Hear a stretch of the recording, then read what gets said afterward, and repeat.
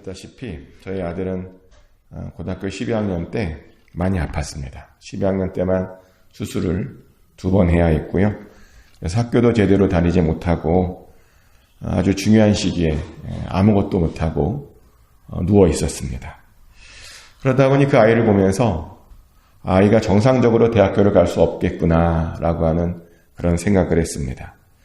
그래서 그때 기대했던 건 뭐냐면 그냥 건강하는 겁니다. 그냥 다른 아이들처럼 평범하게 학교를 잘 다닐 수만 있다면 그것만 기대되었습니다. 그러면서 또 아프다고 꿈을 포기하지 않는 것, 그걸 좀 바랬습니다. 왜냐하면 몸이 아프면 이제 미래가 좀 어둡다라고 생각하고 아이들이 꿈을 포기하는 아이들이 많거든요. 그래서 꿈을 포기하지 않고 좀 다른 아이들처럼 평범하게 살기를, 건강해 주기만을 위하며 그렇게 기도했습니다. 근데 그렇다고 그냥 본 건 아니고요. 또 아이에게 꿈과 미래와 목표들에 대한 이야기도 많이 했습니다. 대학을 정상적으로 못 간다라고 하는 걸 알고 있었지만 일부러 대학 얘기도 좀 했습니다. 할 수 있다고 계속 희망을 주며 격려했습니다.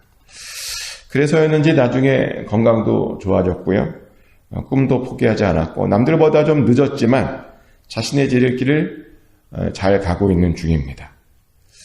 근데 그런 모습을 보면서 이런 생각이 들었어요. 하나님께서 우리에게 바라시는 것이 이런 것 아닌가?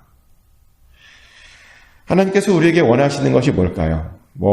큰 부자가 되어서 헌금 많이 하는 것을 원하실까요? 아니면 전도 많이 해서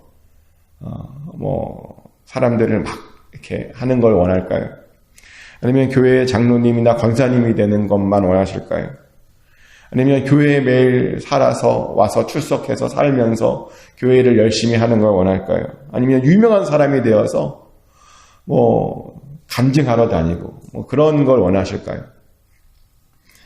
아닐 수 있습니다.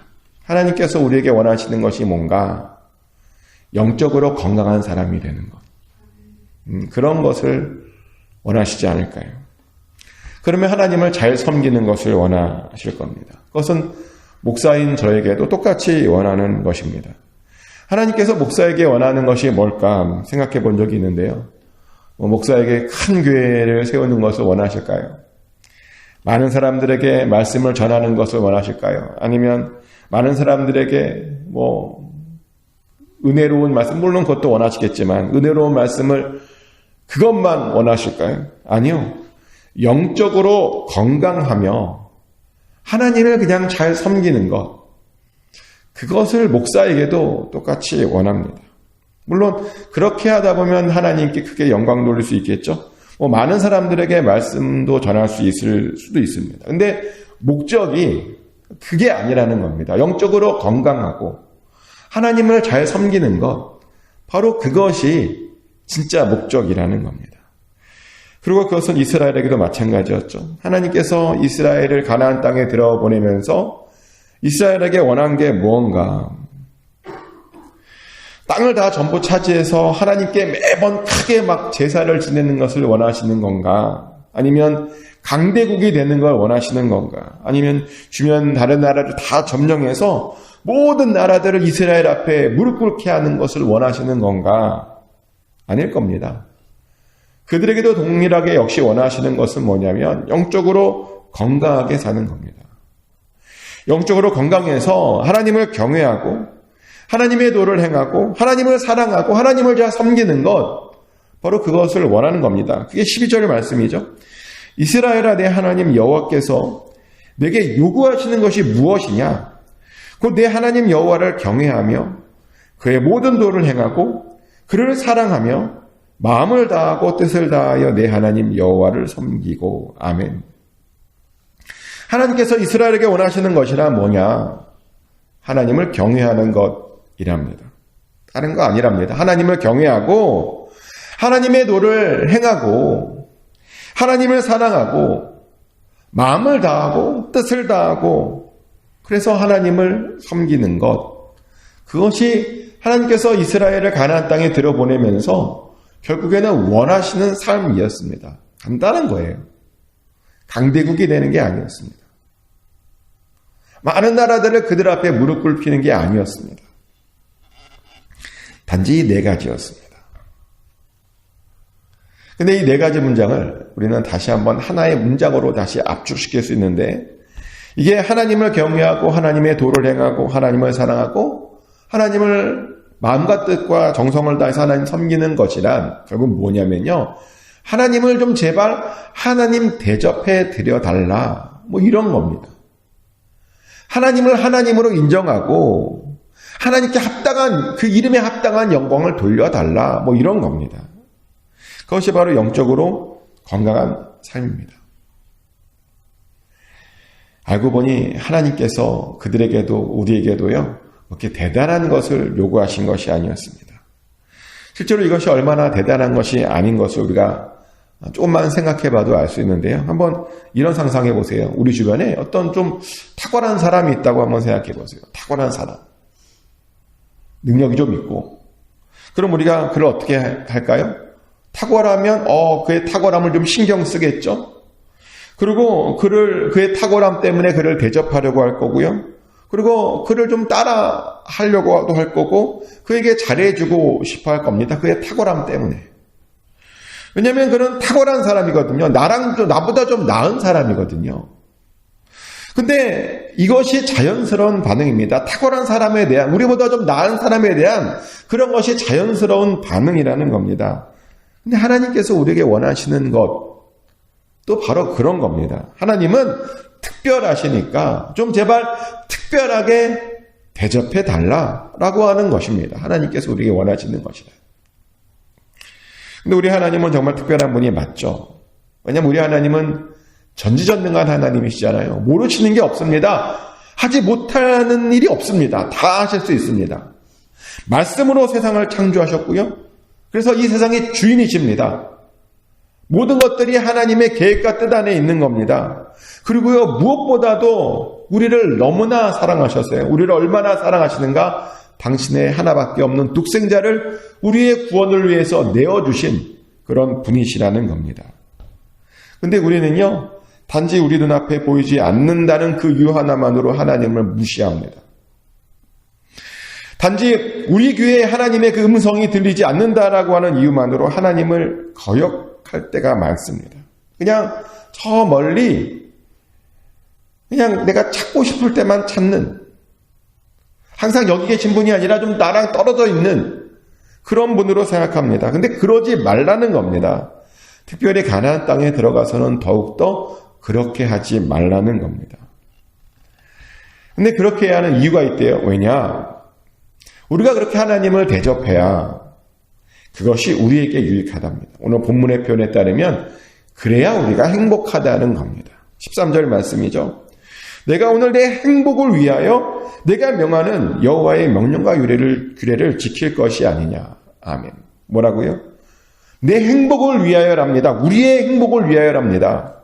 우리가 하나님을 그렇게 대접해드리는 이유가 뭐냐? 우리의 행복을 위해서, 우리의 행복 때문에 그래야 한다는 겁니다. 영적인 건강한 상태를 유지하고 하나님을 하나님으로 잘 대접해드리면 결국 우리가 행복하다는 것입니다. 저는 이 말씀에 전적으로 동의합니다. 우리가 영적으로 건강하게 살면요, 정말 행복합니다. 새벽에 일찍 나와서 하나님께 예배드리고 나면 행복하지 않습니까? 네, 행복합니다. 저는요, 이 새벽 예배에 중독성이 있다고 생각해요. 그래서 많은 분들이 새벽 예배를 드리는 거겠죠. 의외로 새벽 예배를 드리는 사람들이 정말 많습니다. 한국의 어떤 교회는 새벽 예배를 드리려고 새벽마다 전쟁을 한대요.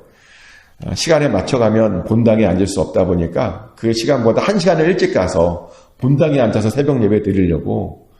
그러니까 우리로 치면 4시 반부터 갖고 줄 서는 거예요. 새벽 예배를 드리려고. 새벽마다 그렇게 전쟁을 한다는 겁니다. 새벽 예배 드리겠다고 이렇게 난리인 사람들이 많습니다. 그 느낌을 아는 거죠. 새벽 예배를 드리고 난 후에 그 행복감과 그 만족감과 그 기쁨을 아니까 그러는 거겠죠.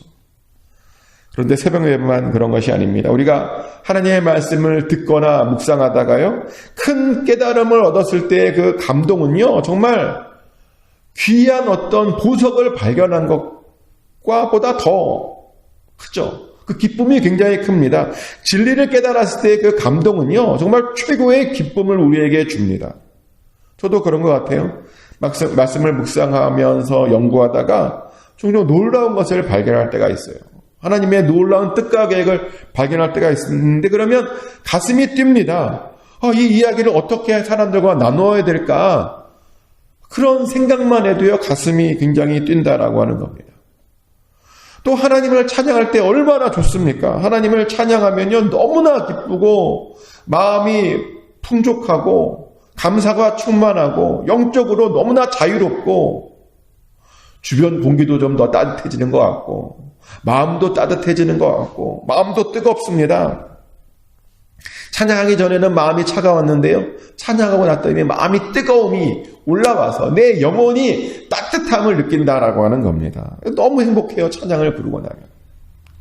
또 어려움을 당한 사람들을 섬길 때도요, 정말 행복합니다. 우리의 섬김으로 그들의 그 얼굴빛이 바뀌는 모습을 볼 때마다 행복하고요, 우리의 섬김으로 그들의 인생에 희망이 생기는 것을 볼 때마다 우리는 굉장히 행복하죠. 이렇게요, 하나님으로 대접해드리는 것, 하나님의 뜻대로 살면요, 사실은 우리가 행복한 겁니다. 그러니 하나님께서 말씀하시기를 좀 영적으로 건강하게 살면서 하나님을 하나님으로 대접해 달라라고 하는 것입니다.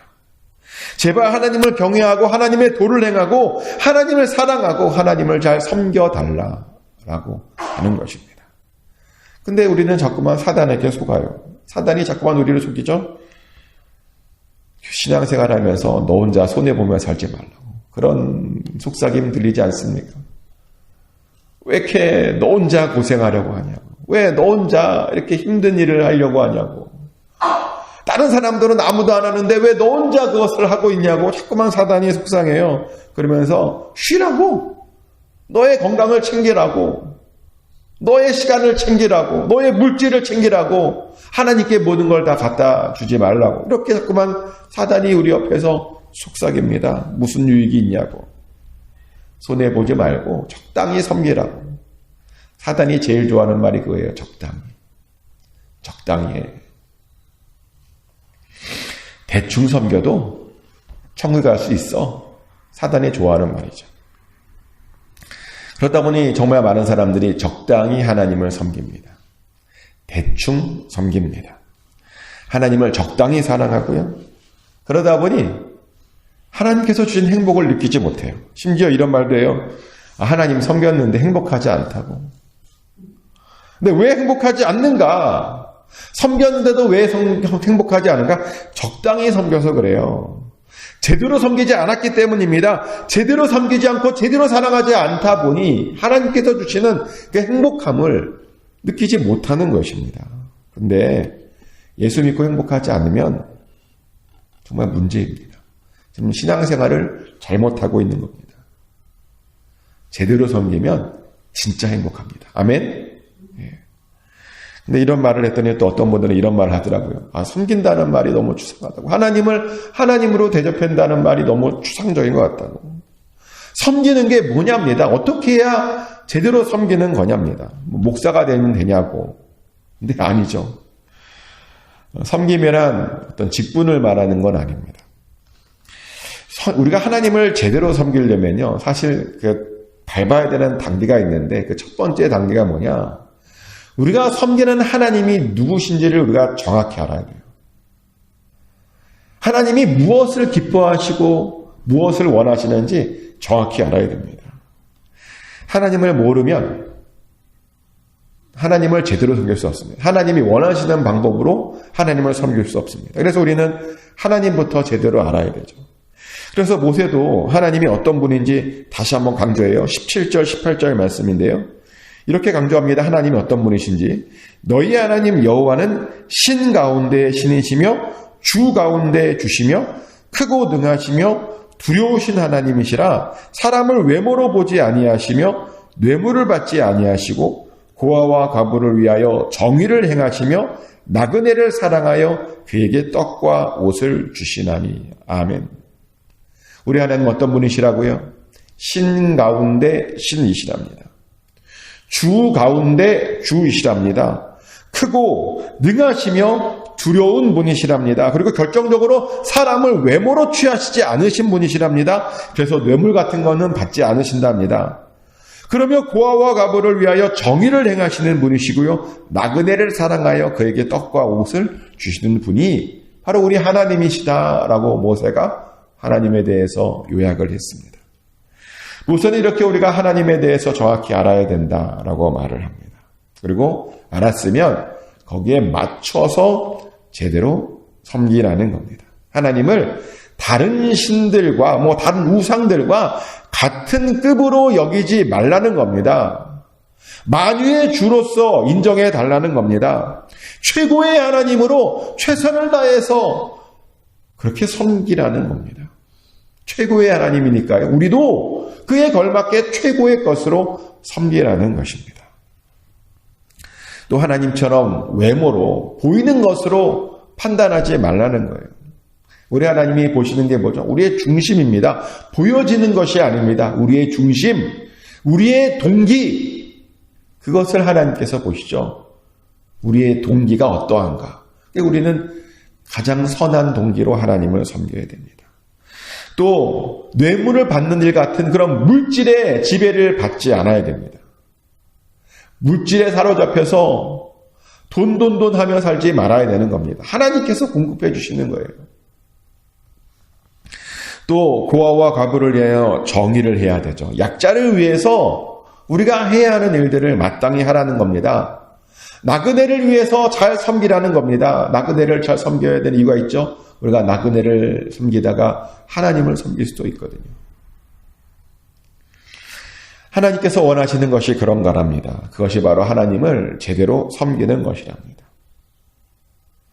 그리고 그런 것이 바로 하나님을 경외하는 것이고 하나님을 사랑하는 것이고 하나님의 도를 행하는 것이고 하나님을 제대로 합당하게 그 이름대로 영광을 돌리는 것이랍니다. 그리고 그래야 우리가 행복할 수 있다는 겁니다. 꼭 기억하셔서 행복한 신앙생활을 하셨으면 좋겠습니다. 막 어려운 게 아니라 어쩔 수 없는 것이 아니라 진짜 행복한 신앙생활을 하셨으면 좋겠습니다. 그래서 하나님께서 여러분의 삶을 보고 하나님께서도 기뻐하게 되시기를 예수 그리스도 이름으로 축복합니다.